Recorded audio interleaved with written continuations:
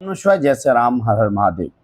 पितृपक्ष चल रहा है और पितृपक्ष में कई बच्चे बार बार ये प्रश्न कर रहे हैं कि गुरुजी, जिनके घर में नेगेटिविटी की दिक्कत है, जिनके घर में भूत प्रेत की दिक्कत है, जिनके घर में पेशियां आती हैं, जिनके घर में नेगेटिव छायाएं दिखाई देती हैं, जिनके घर में नेगेटिव शक्तियां वास करती हैं, उन्हें क्या करना चाहिए, कैसे पितरों को भोग देना चाहिए, कैसे वो पितरों को मनाएं ताकि उनका जो भोग है वो केवल पितरों को प्राप्त हो, ये उस नेगेटिव शक्ति को प्राप्त ना हो। तो वीडियो ध्यान से सुनना, ये बहुत इंपॉर्टेंट वीडियो होने वाली है बेटा, क्योंकि बहुत सारे लोग केवल और केवल इस पितृपक्ष में जो उन्हें प्राप्त होना चाहिए था उसका उल्टा कर देते हैं, यानी कि उनसे पितर छीन लेते हैं चीज़ों को। उनके घर में और ज़्यादा कलेश होना शुरू हो जाता है, उनके घर में परेशानियां उत्पन्न होनी शुरू हो जाती हैं, जबकि सुख शांति होनी चाहिए थी। क्योंकि उनके पता ही नहीं है कि उनके घर में नेगेटिविटी के साथ साथ में आपके जो पितर हैं वो मलिन है, और वो मलिन पितर जो है वो उस भोग को ग्रहण करके वो आपको परेशान कर रहे हैं। आपके पितर आपके उल्टे में हैं, प्रेत योनि में, तो और जितना भोग आप देते हो वो भोग खाकर वो आप में ही डंडा बजाते हैं।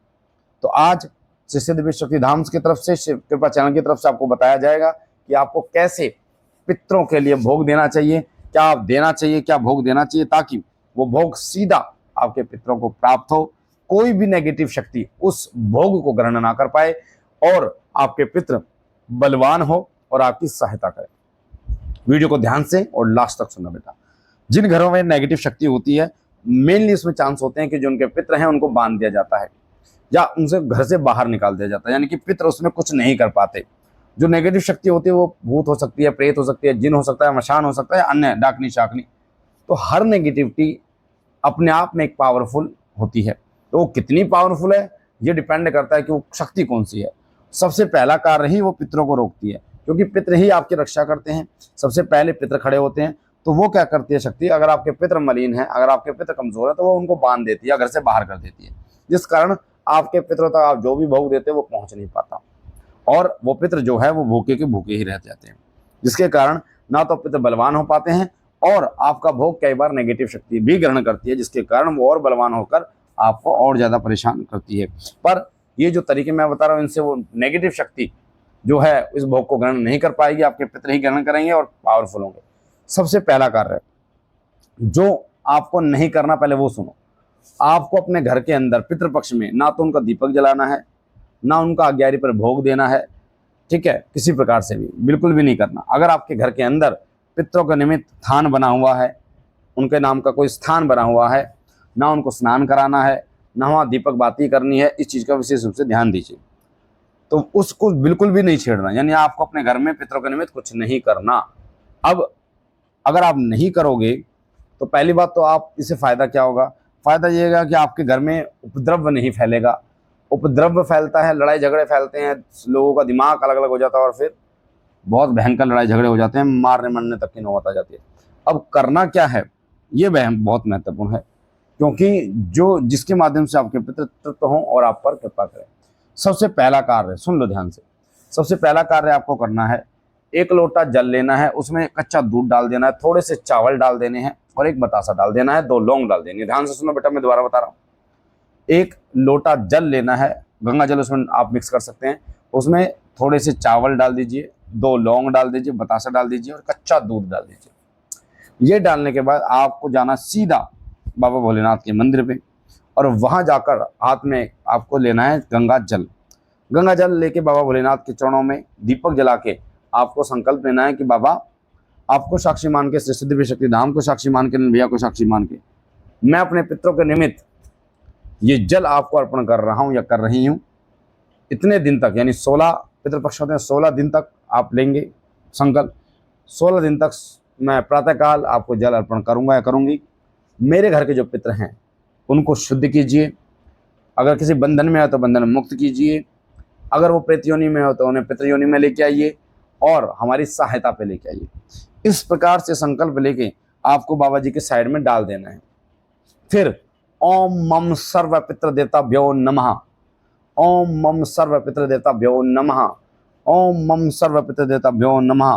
पहला कार्य बाबा भोलेनाथ को जल चढ़ाना है आपको, ठीक है। जल आप जब चढ़ाएंगे, धार बनाकर चढ़ाएंगे, जल चढ़ाइए बाबा जी भोलेनाथ को। तो ये कार्य 16 दिन तक आप संकल्प लेके जब आप करेंगे तो आप देखेंगे कि धीरे धीरे आपके घर में सुख शांति होती चली जाएगी। धीरे धीरे आपकी बुद्धि स्टेबल होती चली जाएगी और आपको आनंद की अनुभूति होगी। एक अलग सा विचार आपके मन में पूजा पाठ करने का आएगा, एक सकारात्मक विचार आपको पूजा पाठ करने के लिए आएगा और धीरे धीरे आपके पितृ जो है वो मलिनता से दूर होते चले जाएंगे। पहला कार्य ये करना है। दूसरा कार्य आपको करना है, अगर आप श्री सिद्धपीठ शक्ति धाम आ सकते हैं या आपके आसपास कोई धूना है या बाबा त्रिलोक भारती जी का धाम है, इन तीनों का मैंने आपको बता दिया, तो आपको एक सूखा नारियल लेना है।